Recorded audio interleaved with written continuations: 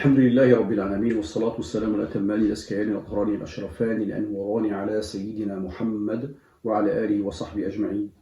Chers auditrices, chers auditeurs, Assalamu alaikum wa rahmatullahi wa barakatuh. J'espère que vous allez bien. Aujourd'hui, nous allons aborder une question de grande importance, un sujet de haute connaissance. Il s'agit des tombes de famille qui ne se déplacent plus pour les entretenir, des tombes sans famille, ou des gens morts depuis longtemps. Ces concessions ne sont plus payées ou arrivées à terme. Les mairies n'ont pas d'autre choix de transférer le reste dans une fosse commune ou les envoyer à la crémation, al-harq. Solution beaucoup moins chère et beaucoup plus pratique de par le gain de place. Il serait bien que les citoyens de confession musulmane prennent en charge, en créant des associations, pour la prise en charge des renouvellements de la concession. Ou que les imams se mobilisent, les présidents des mosquées, de prendre leurs responsabilités devant Dieu face à deux choix.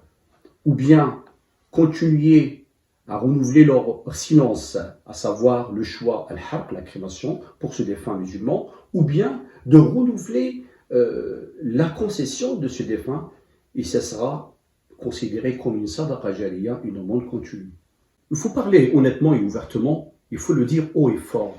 Nous, les musulmans de France, l'islam consulaire a créé des dégâts, a énormément causé du racisme intercommunautaire, interrégional, du régionalisme, du racisme entre les communautés, et même au-delà, entre les morts et les vivants.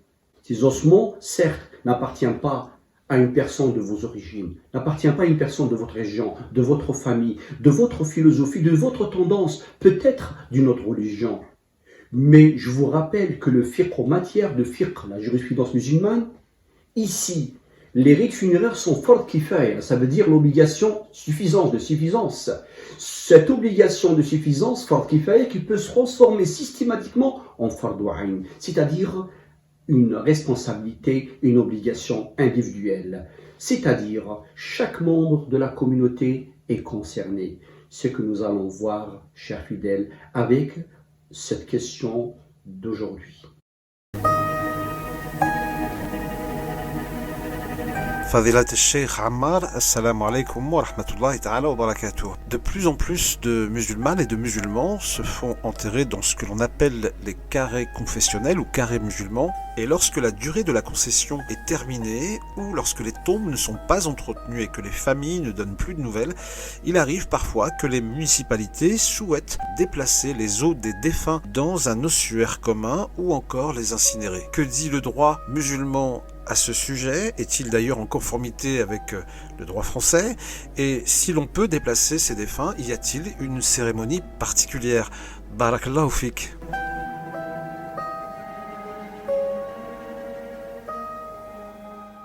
Merci pour cette pertinente question. Aujourd'hui, une grande partie de musulmans ont fait le choix d'être enterrés sur cette terre qui est la France, car les enfants, les petits-enfants vivent pleinement dans ce pays et ils n'ont aucune attache vis-à-vis du pays d'origine de leurs parents. Avec la troisième et la quatrième génération et les générations suivantes, cela concerne de près les familles issues des mariages mixtes.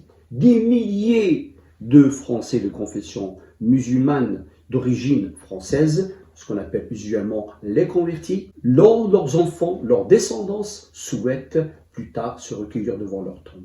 Dans le cadre de la fraternité qui fait partie de la monnaie républicaine, aujourd'hui, nous parlons plus de cimetières municipaux que de carrés de telle ou telle confession, de telle ou telle religion.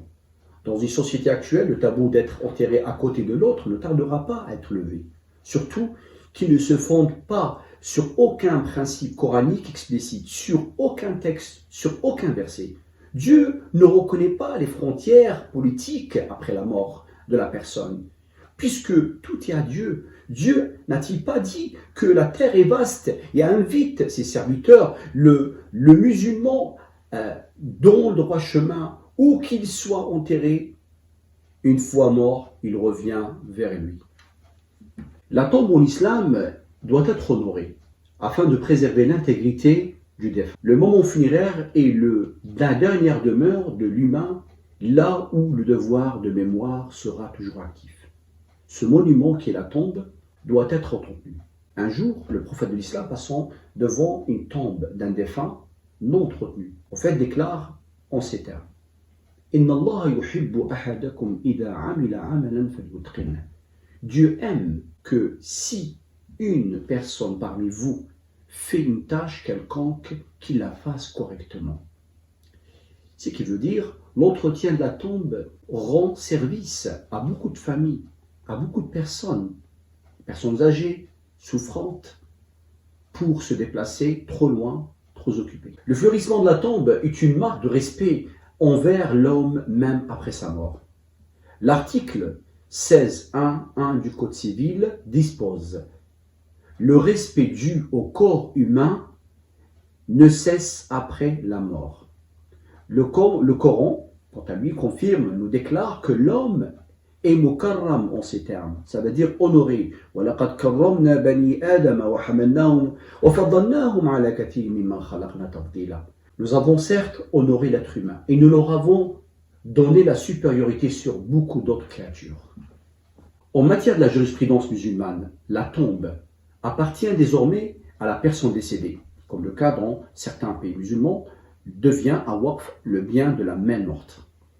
Si le propriétaire du terrain, tel que la mairie, veut utiliser le terrain à des fins de construction, elle peut déplacer le reste du corps dans un autre endroit avec dignité. Pour un déplacement du corps, il n'y aura aucune cérémonie. La cérémonie a été faite auparavant dans les rites funéraires, dans la salat, la prière, etc.